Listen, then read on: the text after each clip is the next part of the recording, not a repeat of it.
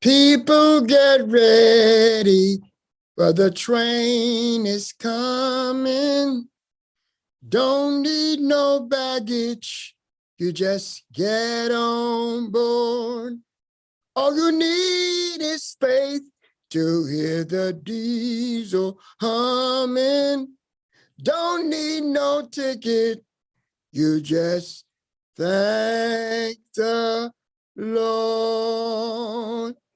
Welcome, viewing audience and listening audience, to the People Get Ready podcast with the legendary political guru, Mr. Charles E. Bibb Sr. from Bibb's Record Shop. Come on, let's give it up for the star of the show, Mr. Charles E. Bibbs Sr. Take it away, Mr. Bibbs. Thank you, Reverend Ben Fair. That was awesome rendition. Curtis Mayfield, I wish he was alive, could hear you sing it. Yes, sir. And the impression. That was just beautiful. And thank you again. And I want to thank you for your service you have shared with the community as being a part of the National Action Network, Reverend Al Sharpton, founder, and Marcia McCoy is our local chapter of Greater Cleveland president. I want to thank them for the work they're doing for Greater Cleveland. And we have a lot of more things coming up that we'll be sharing. And I hope this year, Reverend, our show, People Get Ready, will lead the caravan on August the 28th, 2022, for the Martin Luther King I Have a Dream anniversary speech. Yes, sir. And we will make a note of that. When you go to the next meeting of National Action Network, tell them we're committed to that. If the Lord's willing and the COVID-19 have got out of the way, and let us do it live in living color. Thank you. Thank you, sir. Thank you, listening audience and viewing audience. We have a great agenda for you tonight. There are a lot of things going on in Greater Cleveland and the greater state of Ohio, and nationally and internationally. And we intend to share this information with this audience, being one of the greatest audience in the country. Today, we've been trying to get a friend of mine to the table and to the People Get Ready show. And I'm told we're going to have her tonight live and in living color. Miss Vivian Louise Sharp, Minister Vivian Louise Sharp, are you with us? Minister Vivian Louise Sharp. That's Vivian Louise Sharp. One more time. Is she in the house? Yeah, I'm in the house. I don't know why I keep getting muted, but I'm here. Can you hear me? Yes. Okay. I'm hello and welcome, everyone. I am Minister Vivian Louise Sharp. Faith with Vivian Louise Sharp is a Vimeo video hosting online virtual every Monday now on February the 14th, coming up on Valentine's Day from 6 p.m. to 7 p.m. We'll be honoring Harvey Zayes, one of my co-hosts, his birthday, and Mr. Charles E. Bibb Sr. of Bibb's Record Shop's podcast, People Get Ready, is an advertiser on my Faith with Vivian Louise Sharp show on February the 14th from 6 to 7 p.m. And the motto is, don't wait to be discovered, discover yourself. And this show highlights entrepreneurs, singers, and musicians, including people and wisdom from all walks of life. And remember, if you would like to see Mr. Bibb on February the 14th, we are celebrating the birthday of Mr. Harvey Zay. And if you would like to view the event, just call me at my cell phone number, 440-661-9015, 440-661-9015 to see Mr. Charles E. Bibb Sr. and some other people that I'll have on. He is Bibb's Record Shops podcast over here. People get ready. He is an advertiser on my show on February the 14th from 6 to 7 p.m. And it's called Faith with Vivian Louise Sharp. And you can be an advertiser on my show. All you have to do is call me and I'll tell you how. 440-661-9015. And thank you very much, Mr. Charles E. Bibb Sr. Miss Minister Vivian Louise Sharp, before you leave, can you hear me? Yes, I can hear you. Would you share with our listening audience some of the people that we all know that was on your show last night, other than our group? Okay, Mr. David Gilbert, of the president of the Cleveland Sports Commission, and he's also president of the Travelers Bureau, Visitors Bureau. They call it the Destination Committee now.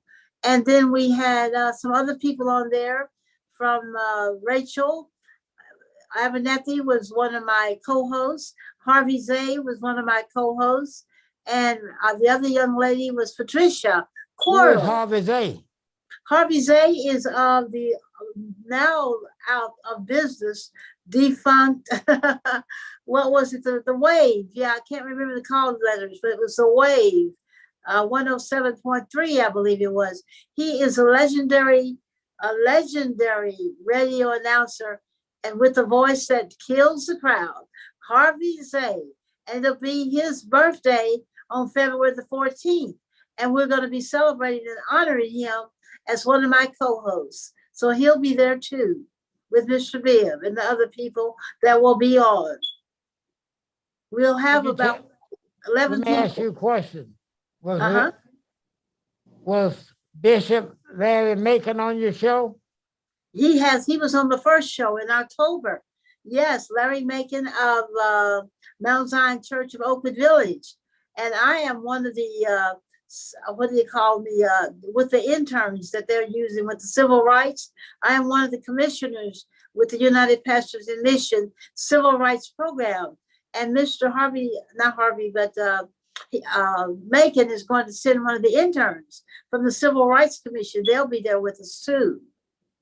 Will you share with our viewing and listening audience what the Civil Rights Division is of the United Pastors in Mission? Yes, the Pastors in Mission are teaching young people from the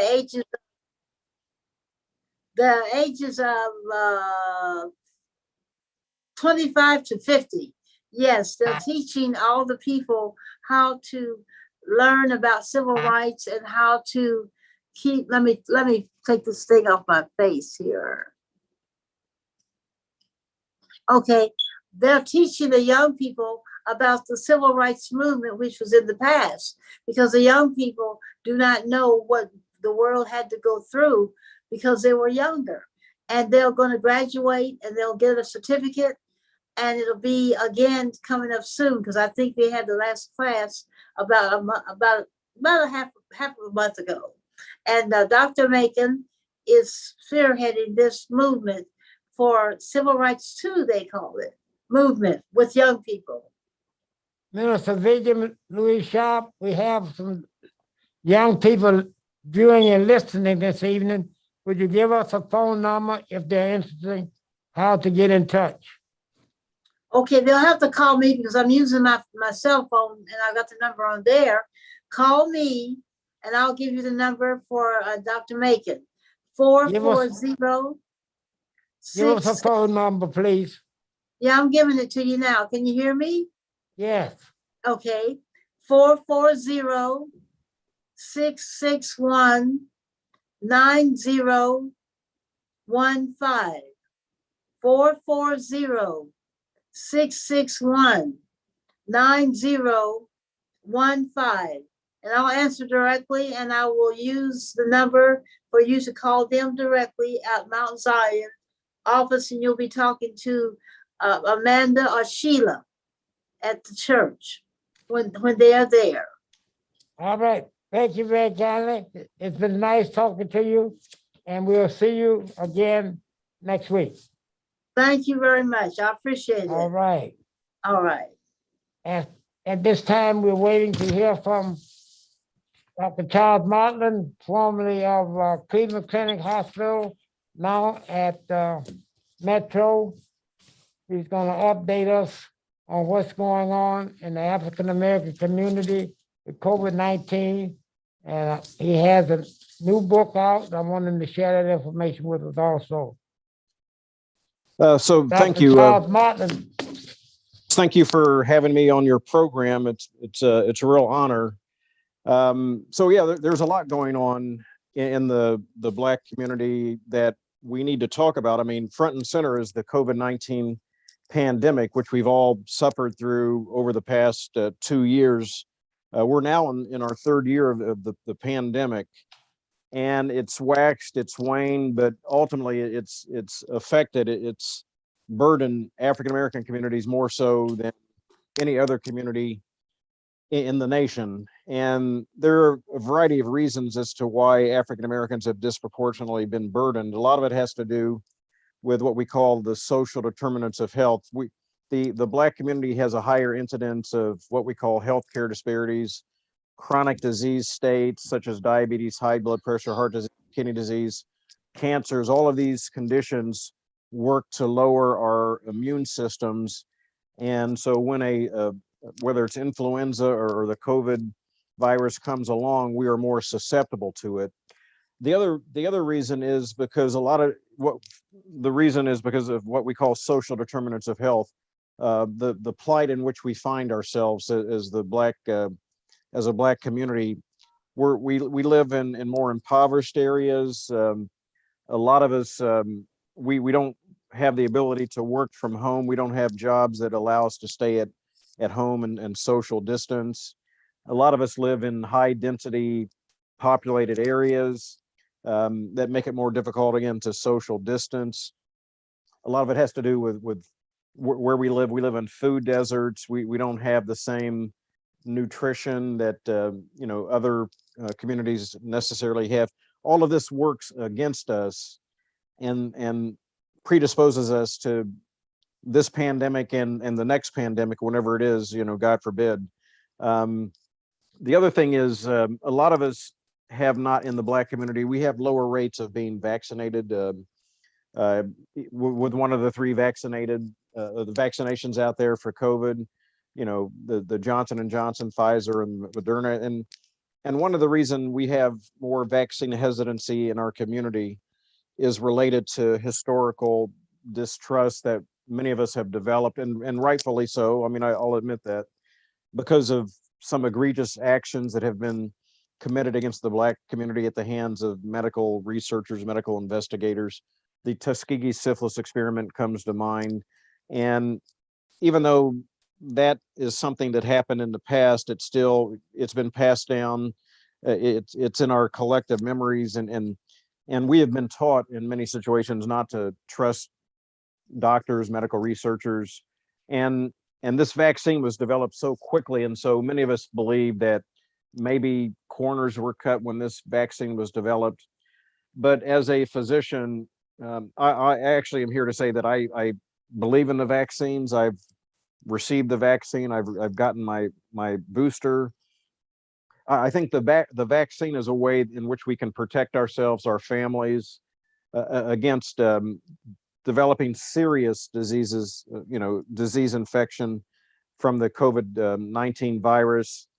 The vaccines actually do not prevent us necessarily from getting COVID-19, but what they do, if we get the COVID-19 virus, we are less likely to become severely ill, require hospitalizations in the ICU, require being put on a respirator, and we're less likely to die. There have been 3 different variants, or actually probably more than that. The original variant, the Delta variant, the Omicron variant that we're experiencing now. There have been several breakthrough infections, but again, most people who are currently hospitalized and are dying are those individuals who are unvaccinated. So I encourage all of us, the Black community, to get vaccinated. again, it's a way in which we can help protect ourselves, our families, and our community.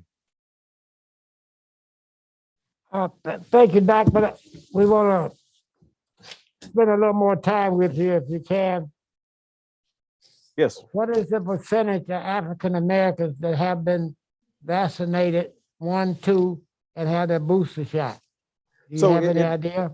Yeah, it varies by state, by county, but the latest statistics that I have seen, we're in the upper 30s, low 40s percentages. In some areas, we have higher rates of vaccination, but I mean, the bottom line, we have much more work to do in terms of, getting people to understand the importance of the vaccination and how they can actually improve our chances of surviving this pandemic. Doctor, could you share with us who is in charge of getting the media blitz going about this? Because we've been working on this 2 years and they can't seem to penetrate the African American community. Mm-hmm. Well, I'm not going to say a marketing agent. I don't know of any exact marketing agent. So in 2020, I was actually part of Governor Mike DeWine's COVID minority strike force, and we actually hired a marketing agent. It was back in March of 2020 to help us get the word out. And I believe it probably had some beneficial effect.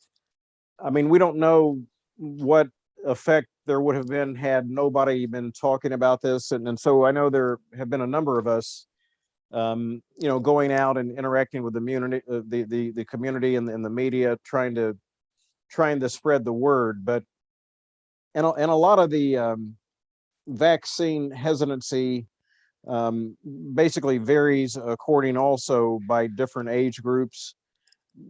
But I think it's still important for us to get out and spread the word about the importance of getting these vaccines. I think over a period of time, it's going to sink in more, and we're going to see more and more of us, stepping up to become vaccinated. This whole thing has been politicized. I mean, there is faulty information out there in the media. The reliable source is the CDC, the Centers for Disease Control website, the Ohio Department of Health website. These are reputable, reliable, credible websites of information. You can't believe everything you see out on the internet or on Twitter, Facebook, Instagram. All right, very good. So it's the governor who works directly with the county, Collier County, right? Yes, well, the governor is connected and communicates with all the municipalities, every elected official throughout the state. We have a Cuyahoga County Health Department. We have a City of Cleveland Health Department, and everybody gets updates and from the governor's office, from the state. And so, yeah, there is constant communication back and forth. You just said something that's close to me. Cleveland has its own health department, right? Oh, absolutely. Absolutely. Have we heard any numbers from the Cleveland Health Department on what's in the African American community as far as not being vaccinated? I actually haven't heard any recent news from the Cleveland Health Department, but I can tell you, as of maybe a week ago or 2 weeks ago, Cuyahoga County, we're talking about out of the entire nation now, Cuyahoga County had the third most cases of individuals suffering or being or the new diagnosis of individuals with COVID-19 infections, the Omicron. And we ranked third out of the highest incidence out of new infections out of any place in the entire state.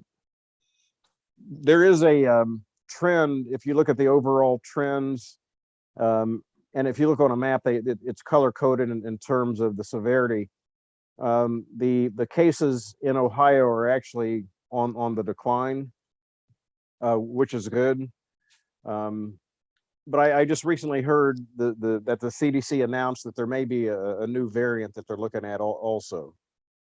Yeah, So they showed that on national TV today, that Yeah. something else is coming, and that really shook me up. Yeah. yeah. I'm going to ask Reverend Ben Fair, do you have any questions for the doctor? Yeah, I was just going to say, Doctor, that do you have any further information on this new variant that's coming out? Is it from the report? I think I gather it says that this new variant might be more contagious than the Omicron. Is that true? Well, again, I think they need to study this thing more to see what the natural tendency of this thing, how it's going to act. But no, I haven't seen any definitive evidence that it's more virulent or necessarily more dangerous. It's actually been detected in in over 40 countries. And so oftentimes, how we determine its virulence is to determine, what's going on and what we're seeing in other countries. Each one of these variants has started in a different country. None of these variants have started in the United States. So, we're going to need to see, it's called the BA2 variant, but, we're going to have to wait and see what is happening in other populations in other countries to really get a prediction in terms of what's going to happen when it gets over here. I have another question, Dr. Marlin. I heard that is there a new vaccine, or I heard that there's a particular vaccine just geared toward the Omicron. Is that correct, or is that the same vaccine that they have out now, or is it a different one? Yeah, there's only 3 vaccines out there, or current vaccines. I mean, there's research underway to develop new vaccines, but there's actually more and more research going on suggesting that, and again, that's why people are getting breakthrough infections. It's suggesting that perhaps this Omicron, the vaccines may not be as protective, from the Omicron. However, again, the data shows that if you are vaccinated and boosted, the likelihood of you getting severely or deathly ill is much less, 40 times some less than if you were not vaccinated at all, and especially if you have pre-existing conditions, heart disease, diabetes, kidney disease, hypertension. If you're elderly, I mean, your risk goes up exponentially. So, and it's highly likely, and the CDC is saying, well, we may be living with this for quite some time. This may be something where, just like the flu vaccine, we may actually have to be vaccinated against COVID every year, because it looks like we may be having, all these different variants coming one after the other. We don't know yet. Thank you. Thank you. I'm going to switch lanes a little bit, Doc. I'm going to expand your time also. We have a big election coming up in 2022. Armin Buddhist will be resigning at the end of this year. And all of us know in the year that you resign, you start winding down. At this time, there are 3 people who want to be the county executive. So our program, People Get Ready, podcast, will have a special debate on COVID-19 and what you will do about it as the new county executive. And I need someone who knows what questions to ask going forward, not going backwards. That need to be looked at. And I'm gonna give them about 2 to 3 weeks before we have this, probably the last of February. I want to have it during Black History Month. And I would like you to participate with us in that event, because this is very serious. They've been working on this over a year. They can't get to the heart of the African American community. And I don't see any way that it's going to be any different next year than it was last year if we don't make some changes. So we're going to need all hands on board to help us. And I would hope that you could help us. And we're going to do something special just as a forum, not a debate. I use the word debate, but a forum so everyone can get educated on what we are facing in the next year plus. And this is just with the old virus. Now we got the new one coming. So a lot of things that have to be made clear for just the regular public. You understand what I'm saying, Doctor? You know, absolutely. And I'll just say that initially, when these vaccines were developed, there were calls from many of us that the Black community should be given preferential access, or should be placed at a higher priority to receive these vaccines first, because we're at greater risk. But there were also calls, I mean, even comments from some of the Supreme Court justices and others saying that that would be illegal. That would be, and then some people would say, well, that would be racist, or, wouldn't be ethical to allow a certain population, African Americans, minorities, to receive this vaccine in front of others. I mean, elderly were put at the top of the list, people with who are immunosuppressed. But now we are seeing that these government or elected officials are understanding that the Black community does need to be given priority, because we're dying at twice the rate. We're being hospitalized at 3 to 5 times the rate. So it's been taking a while for the CDC and other governmental agencies to even realize, we have to. In some cases, there are certain populations that are at greater risk, and we have to preferentially target those populations, and we are at the greatest risk, so we do need to be expedited. So you're seeing a lot of pop-up areas in different Black communities throughout the country, where African Americans, minorities are actually they're trying to facilitate our access. I know initially a lot of times for the COVID screenings, or even for the COVID vaccinations, you had to drive up. Well, not everybody has a car, and where they can drive up. So we need to go to where the people are to do the testing and to administer the vaccines. Very good, very good. We're gonna ask you to come back during Black History Month, which I think this would be appropriate, to talk about COVID-19 and the Black community during Black History Month. And wish you would come back. And now I want you to tell us about this book that you have. I think it's out now, right? Yes, it's tell us yes. all about the book as much as you want to tell us. Go right ahead, Doc. So I mean, the book, it's on Amazon, it's on Barnes and Nobles, it's in selected bookstores. But I think the easiest way to get it is either online, Barnes and Nobles, or Amazon. But the book title, it's called "It Isn't Difficult to Do It If You Know How to Do It," and it's a book on success tips. I spent about 4 or 5 years writing this book, pouring my heart and soul into this.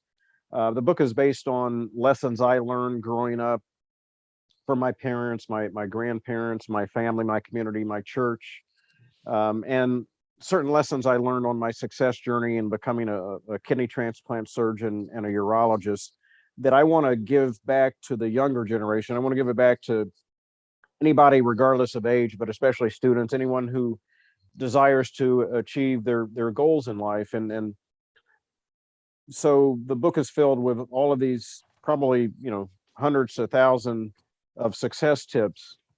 And the title, "It Isn't Difficult to Do It If You Know How to Do It," it's based on the premise that if we, the older generation, can impart certain bits of advice, guidance, wisdom, mentorship on the younger generation, then their success journey will be a little bit easier. It will help them avoid certain obstructions, stumbling blocks that we faced, recognizing the fact that we cannot alleviate every obstacle or roadblock that they may face. We don't want to. I mean, it's a learning experience for everybody to experience certain obstacles in life, but there are certain obstacles in life that unfortunately can derail young people to where they give up even trying to achieve their success goals. The title came about my daughter Hannah. She was 3.5 years old at the time. She's 23 years old now. We had our nanny. She was sitting there watching her play a video game, complicated video game, and our nanny looked at her. She goes, "Hannah, that looks very difficult to do. Is it difficult to do it?" And Hannah says, "Well, it isn't difficult to do it if you know how to do it." I mean, which makes sense. If you know how to do something, it's going to be easier to accomplish your success goals. So that's what the book is about. I believe that the book should be put in the hands of every student in America, every teacher, every coach, every library, every school library. Because again, I think the book is that powerful. It's a comprehensive, it's a compendium of these success tips. It's a manual that they're going to want to come back again and again and access. And I wish I would have had this when I was, at a younger age, starting out on my success journey. So I really believe in the content of the book, and I hope people out there, parents, guardians, grandparents, coaches, caregivers, teachers, students will acquire the book, will get the book.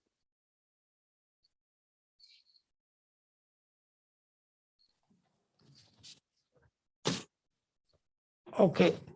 Doc, do you have a book there with you? Yeah, let me, Well, we want to see it live on People Get Ready podcast. okay. So when we go to the stores, we'll know what we're looking for. Okay, let me pull the book up here. Having been said, you're going to have another question about the book. Yeah. Let me see. Let me get a copy here in front of me. All right. Quick.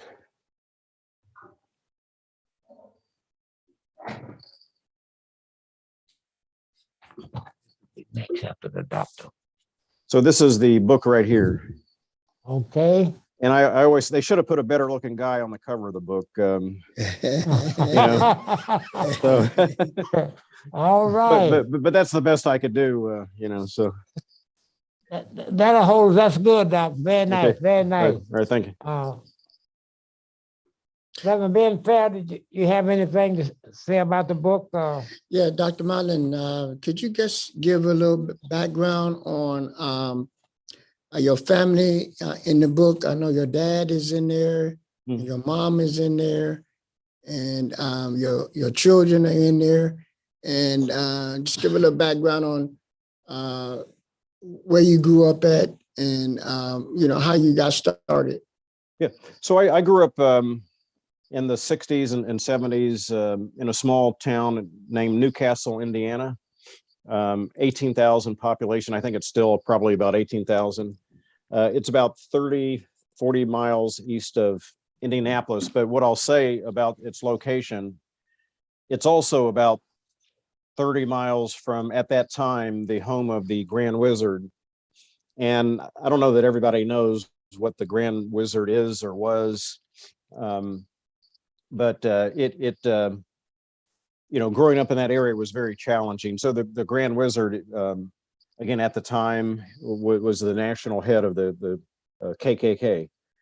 So I grew up in an area where there was where racism was prevalent, and everybody who was Black growing up knew about the Grand Wizard and what was subjected to chronic racism. And there were not that many Black people.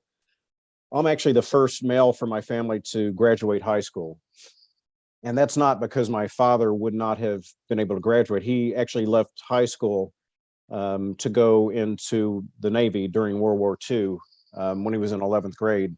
And so he never had an opportunity to finish his education. My mother was the first ever Black school teacher in the history of Henry County. That's where Newcastle was.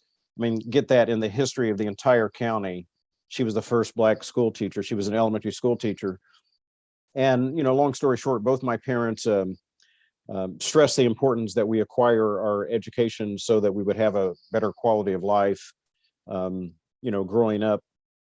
And they actually, and I watched how they experienced a lot of racism. And my mother being a school teacher, there were a lot of parents who openly, voiced the fact that they didn't want their kids in a black school teacher's classroom.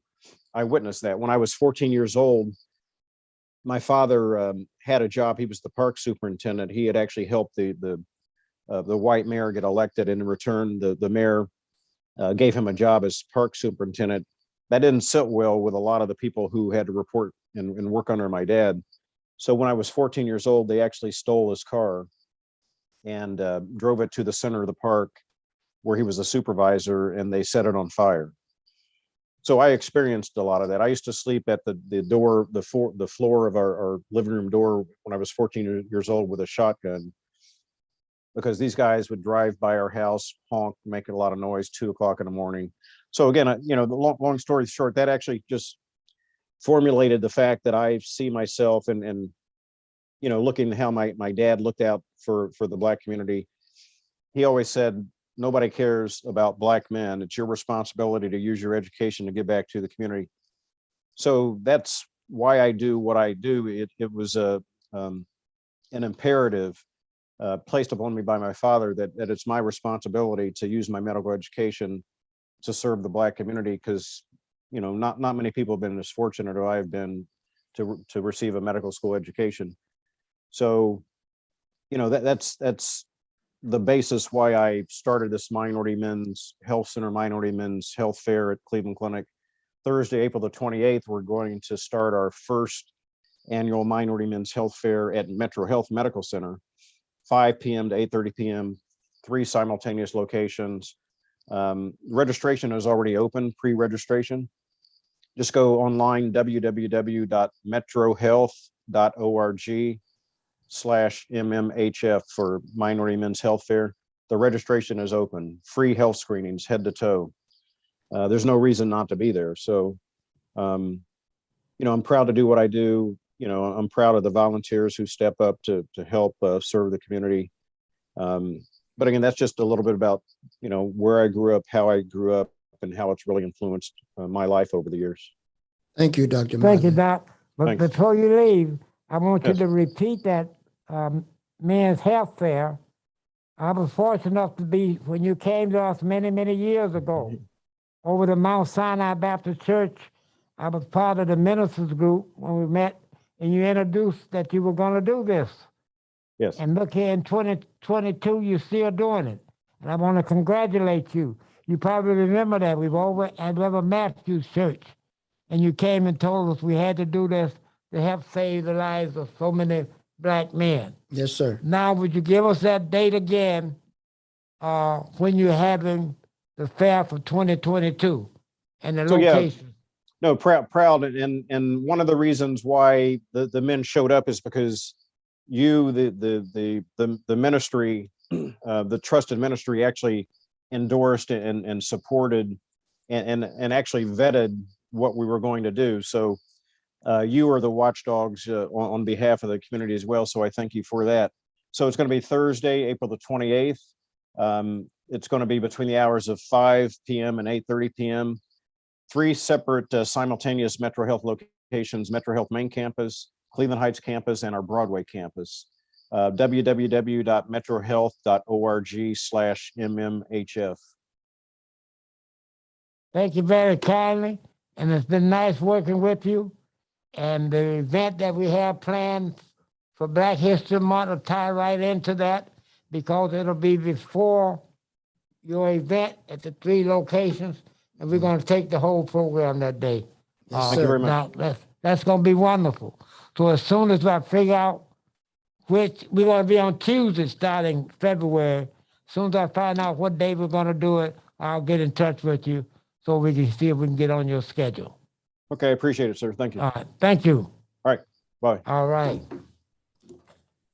Reverend Ben Fair, Yes, sir, Mr. Bibb. we're going to Ward 7. Yes, sir. You have that on your calendar, Mr. Moore? Yes, Put sir. you on that, right? Yes, sir. I had a report on Ward 7, Mr. Bibb. says, according to the Cleveland COVID-19 dashboard, which breaks down the cases and death by zip code 44103, which is where Huff is and has the highest death per capita. That means per person. The zip code has a population of about 16,000 people, and has more than 3,000 reported COVID cases with 46 deaths. It says the Councilwoman Stephanie House has reported that it's a result of generation disinvestment. And she also stated that because of the compilation of understanding where you have disinvestments, the people that have been intentionally cut out from opportunities, says that this is the result that we see because of the mistrust in our residents and because of the missed opportunities and the misinvestments in the health community. This is the results that we're having. And what we want to do, Mr. Bibbs, and our listening audience and our viewing audience, is that we want to reach out to the Cleveland Health Department and see how they can help eliminate some of this, these conditions over at the Huff neighborhood. And also, we want to reach out to the Justin Bibbs task force, the COVID task force, to see what they can do to help the health residents over there in eliminating the conditions that they're facing. All right, let me make sure we're clear. In the city of Cleveland, we have two organizations now.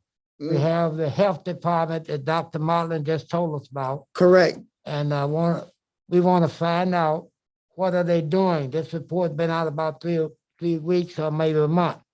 What are they doing? And we want to find out what is the Blue Living Committee that Mayor Justin Bibb appointed, the task force. COVID-19. COVID-19 task force. Mike Seals, who lived in Ward 7, is the chairman of the Ward 7 Democratic Club, could not be here tonight because the Democrats are endorsing their candidates for the May 2nd ballot. And quite a few of our hosts are at that meeting tonight while they're not here. So we will get this report for them, and we want to make that official so that in a couple of weeks we can come back to the table with the report. Yes, sir. Thank you very kindly on that. And I have a young man that want to get involved, Mr. Moore. Would you tell us again about what you do to help young folks get their lives together? And what are you doing in Chandler Park? Introduce the whole thing. Okay. Well, my name is Dante Moore at Chandler Park, 17325 Euclid Avenue. I have a gym where I train youth and adults in boxing fitness. What I like to do is I try to make sure they learn discipline and self-confidence within themselves to not want to go out and be in the streets, not so they don't have so much idle time so they can make better decisions. So if you're looking for any type of training or you just want to get in shape for the new year, you can reach me at More Help on Instagram or Dante Moore on Facebook. All right, very good. Now, when I call your office today, I got a big surprise, and I want the listening and viewing audience to know this.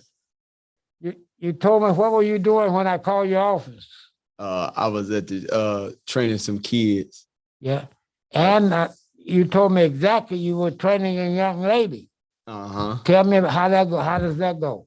Well, she came in. I trained at the school, Euclid Park.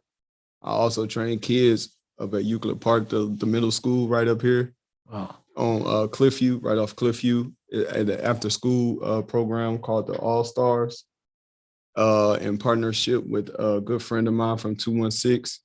And I had a little girl in there. We were just talking, and I had her learning how to throw a jab and a 1-2. She's a sweet, innocent little girl. She's like 6 years old. She had a real good time. I had such a good time training her. She learned, and she was real enjoyable. Very good, very good. Good.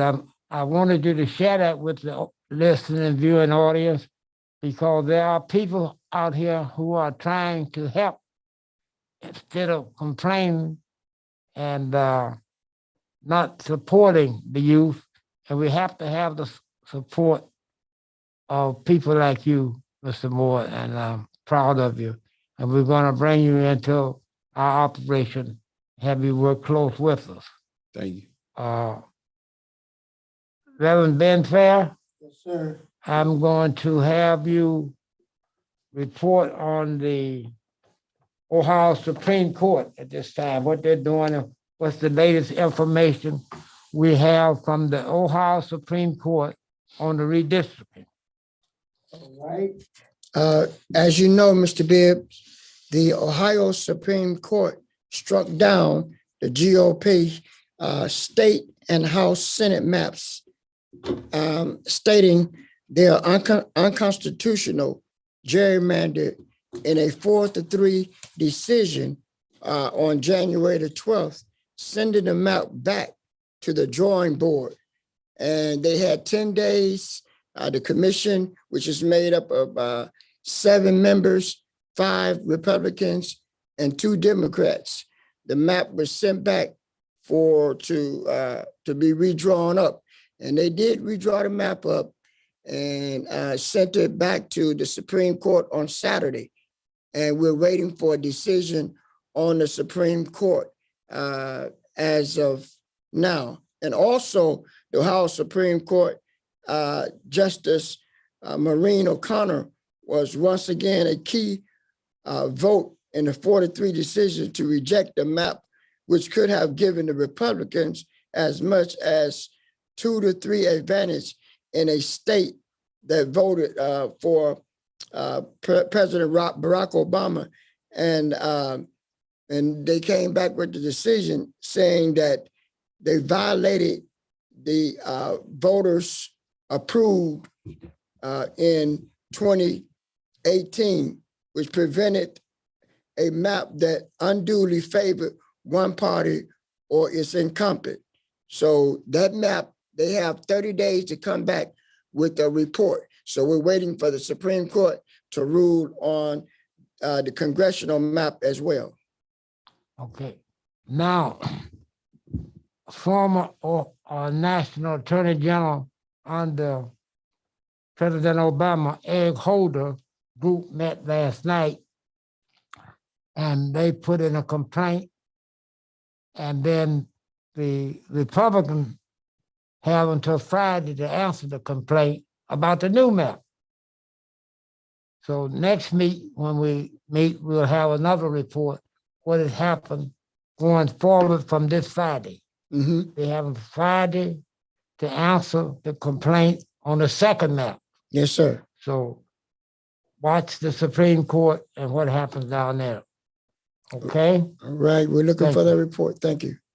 And Mr. Moore, since you're going to be coming with us and getting into politics and getting into helping people, I want you to share with our viewing audience some of the topics we'll be discussing in the coming days and weeks.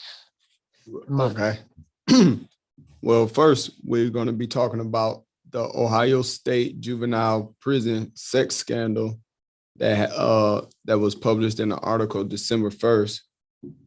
Secondly, the Cuyahoga Juvenile Detention Center, which was published October 6th of 2001. Thirdly, Cleveland, Ohio is the poorest city in the U.S. And that's just crazy. You know what I'm saying? That's crazy. The Cleveland, Ohio is the worst city for Black women. Cleveland, Ohio, over 50% of the children is living in poverty. Also in Cleveland, Ohio is the worst city in the U.S. for infant mortality. Cleveland, Ohio is the worst city in lead paint poisoning. And Cleveland, last but not least, Cleveland Municipal School District is the worst big city school district in Ohio. Thank you. Those are gonna be some hot topics. Oh, And you're yeah. gonna be right in the middle. You're gonna have to do some studying so we'll be able to bring the results of the study, where they are and how they're improving and how they're eliminating these conditions in the greater Cleveland area. Okay. Thank you. Appreciate it.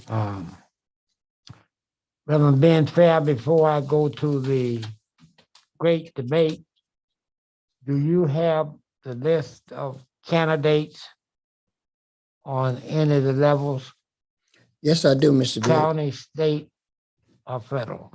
Yes, we have a list of the Democrat candidates for Cuyahoga County Executive. One, we have Chris Ronay. He's and two, Brad Sellers. Three is Tariq Shabazz, and four is Cheryl Smith. Statewide Democrat candidates for governor and lieutenant governor of Ohio. We have John Cranley for governor, and we have Teresa Fedor for lieutenant governor. We have Nan Whaley for governor, and Cheryl Stevens for lieutenant governor. And for the U.S. state Democrat candidates for Senate, we have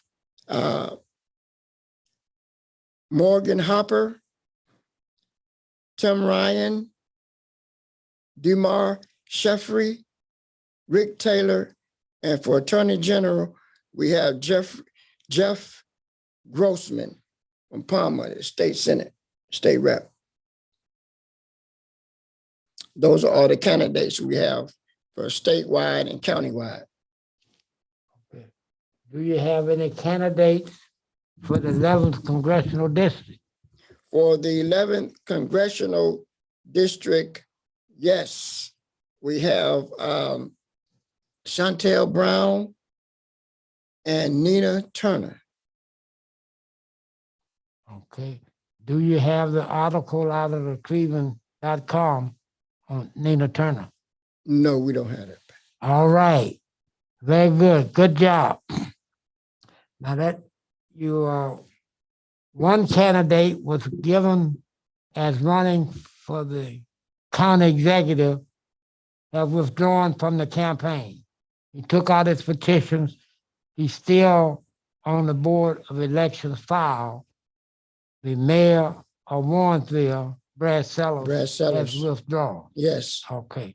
But we haven't heard anything about anybody else withdrawing. Thank Correct. you. Mm-hmm. Now, we're going to have history making tomorrow night. We're going to have what we call the great debate of 2022. Mm-hmm. The reason we call this the great debate of 2022 is we have a Democrat candidate debating a Republican candidate before the primary election. That has never happened before, because the purpose of the primary election is to find out who will be the nominee of each party. But these two have gone ahead and then put themselves in a position that they're challenging the vacant seat. They're running for Rod Portman's seat. And Morgan Hopper, an attorney from Columbus, who happened to be an African-American, is challenging the not Dolan, the young man used to be the treasurer of the state, Josh Mandel. Josh Mandel, Yes. for who's going to be representing Ohio next. Yes. And this is going to be exciting. And this is so good. Do you have the information on whether the great debate's going to be? Yes, sir, we do, Mr. Bibb. Would you share that with our viewing and listening audience? Yes, sir. The location is going to be in North Columbus Baptist Church. That's 3728 Snuffer Road, Columbus, Ohio. That's 43235, Thursday, January 27th, 2020, This U.S. Senate seat will be replacing Rob Portman. He is retiring at the end of 2022. So you don't want to miss, this tomorrow night. And can I add this, Mr. Bibb? Yeah. That you can catch this debate live streaming at the North Columbus Baptist Church website, where they'll be streaming it live at 7 p.m. on Thursday, January 27th. So you don't want to miss this great event. Would you repeat that for our viewing and listening audience? When this great debate will take place again? It's going to take place Thursday, January the 27th at 7 p.m. at the North Columbus Baptist Church, 3728 Norfolk Road, Columbus, Ohio, 43235. And I'll remind our audience, this is the Democratic candidate versus the Republican candidate before the primary. This is the first time, and it should be exciting because they're going to be debating each other to see who's going to take the seat in November. Historical event. You don't want to miss. Don't want to miss this one. Yes, Thank you very kindly. Reverend Ben Fair, yes, sir. you brought us up to date on the Supreme Court, and we're getting ready to come to a close. But I want to share some national news with you. Today, one of the Supreme Court members said they're going to resign. Okay. Who would that be, Mr. Bibb? Well, he hadn't did it officially, so we won't call it until he calls it. All right. They've been cautioning us all day. But some people had to jump the gun and say it. But we won't add to that. But we do know that President Joe Biden, during his campaign, said that he would appoint an African-American female to go to the Supreme Court of the United States, which has never happened before. That sounds good. That sounds interesting. It's going to be exciting. We'll have the full details next week, and be exciting because we don't want to say something about something you have to give the Supreme Court his respect. Somebody dropped it in the news and the news ran it, but we don't have to do that. We'll wait till we can quote him. And that's why I don't want to call any name until we get a quote from the Supreme Court Justice. Right. Yes. Okay. Right. And we're getting down to the last hours. Not hours. I'm thinking about our future shows. When I say last hours, last minute. And next week, we're going to have an exciting program next week with some new people that the community really want to hear, and we want them to hear them because we will have who got endorsed tonight while we are here tonight. The Cuyahoga Democratic Party is endorsing judges in addition to the county executives. And that's going to be exciting. And I want you and Mike Seals and James Jerome Bell to get together to write this letter asking the candidates who are running for county executive, how will their administration handle the COVID-19 in the African-American community? Yes, sir. Since we're in our letter, we'll find out what the exact figure is that's been had their shots and their booster. And it's very low compared to the regular community. And it can't keep going like that, so we won't ever get out of wearing these masks at doing our show and everything. Yes. And until we get herd immunity, where most 75–80% of the people have had it, and we haven't had 50%. We haven't reached 50% yet. So we want to do that. Looking for the herd immunity. Yeah. Yes, sir. Mr. Moore, thank you for coming to help us. Is there anything that you would like to tell us? Anything you'd like to work on? Any way we No. can help you? Yeah, I'm just glad to be here. Wherever I can help, just let me know. I'm just ready to hit the ground and learn up under the best from what I hear. Okay. Well, the way that you can help us is find some like-minded people like yourself, because we're trying to pass the baton. All right. Since you were in athletics already, you understand what that means. I sure do. We're getting ready to pass the baton. All right. And right now at our table, I'm glad that we have the super senior citizen me. We got the middle age, the reverend, and we got the young yourself just coming into the arena. All So right. this is how it's supposed to work. Uh-huh. And Reverend, excuse the expression, that's how the Bible works. Yes, sir. You know what that Yes, sir. Moses, sir. David, and all that one. You know how they go. Yeah. Yes. Thank you. That the young and the And, old work together. Yeah, right.